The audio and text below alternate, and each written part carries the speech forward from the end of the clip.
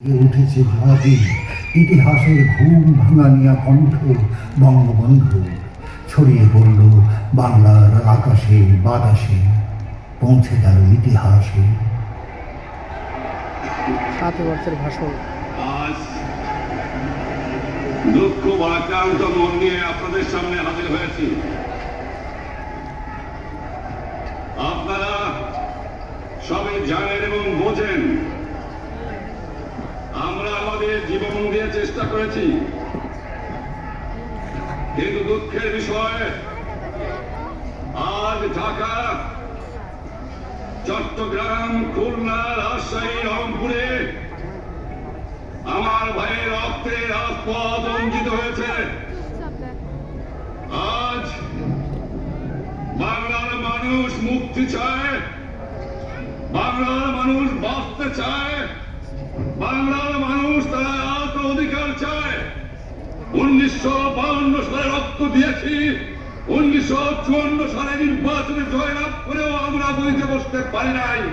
1958 সালে আইয়ুব খান মার্শাল ল জারি করে 10 বছর পর্যন্ত আমাদের গোলাম করে রেখেছে। 1967 সালে 6 দফার আন্দোলনের 7ই জুনে আমার ছেলেদের গুলি করে হত্যা করা হয়েছে। কি পেলাম আমরা? আমার পয়সা দিয়ে অস্ত্র কিনেছি বহিঃশত্রু আক্রমণ থেকে দেশকে রক্ষা করার জন্য। আজ সেই অস্ত্র ব্যবহার হচ্ছে আমার দেশের গরিব দুঃখী নিরস্ত্র মানুষের বিরুদ্ধে। তার বুকের উপর হচ্ছে গুলি। ভাইয়েরা আমার, তোমরা আমার উপর বিশ্বাস আছে? আমি প্রধানমন্ত্রিত্ব চাই না, আমরা দেশের মানুষের অধিকার চাই।